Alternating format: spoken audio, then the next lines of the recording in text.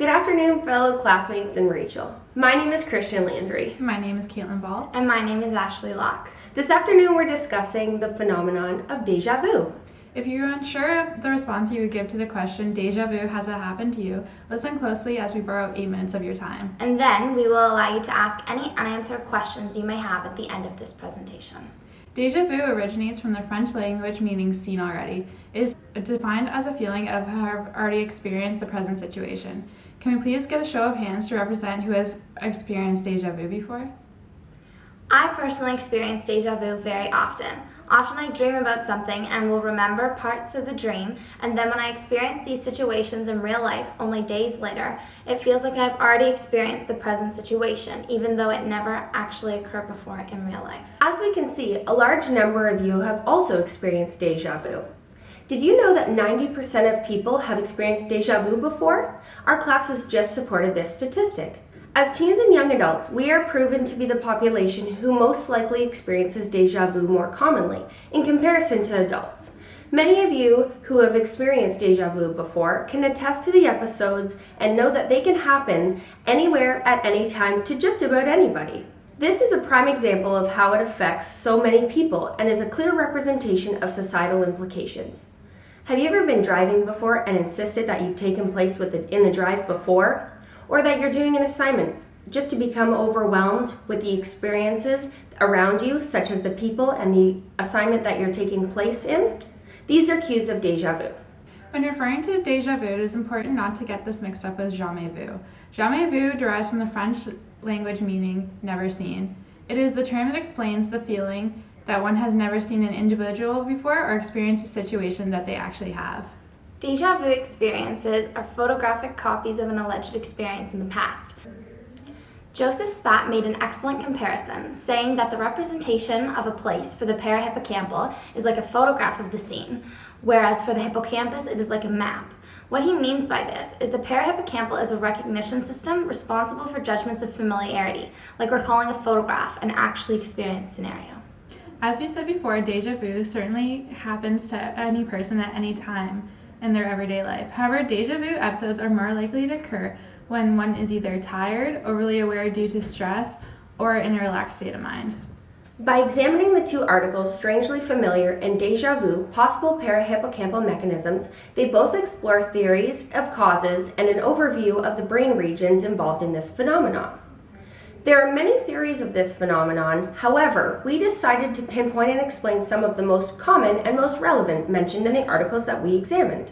One of the key terms that we would like to introduce to you is Paramanisha, which is a distorted memory or confusion of fact and fantasy, which is experienced during déjà vu episodes. The Paramanisha theory, introduced by Sigmund Freud, takes an approach at explaining déjà vu. He said that past events that are linked to distress and upsetting memories are suppressed from the conscious memory, making them no longer accessible to a person's memory. However, later in life, when a similar situation occurs, this somehow reminds the conscious mind of the original event. This results in a déjà vu experience. Now we will discuss the déjà vu relation theory. This is described as a person perceiving anything from a place, event, or another person as familiar. If exposed to even only a partial aspect of the experience, one single element can falsely trigger familiarity. The brain relates the single element to an actually experienced situation and makes a person believe that they have experienced this specific situation before. Another theory discussed in depth is the insufficient attention theory. This focuses on the unconscious mind. This theory states that when the unconscious mind processes information, this sometimes leads to gaps in our conscious memory. When information is first received, it is received while distracted. It is stored in our unconscious memory.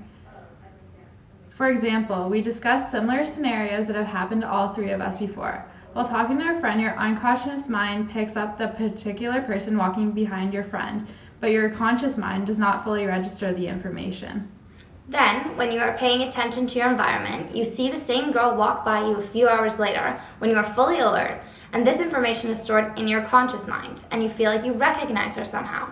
Now we have an explanation for when we find someone familiar, but we have never actually consciously met them before. The stimuli are processed at a much faster rate because you are aware.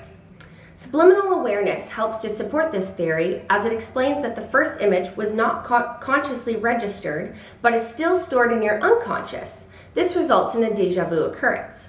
Another example is not being able to remember things from when you were very young.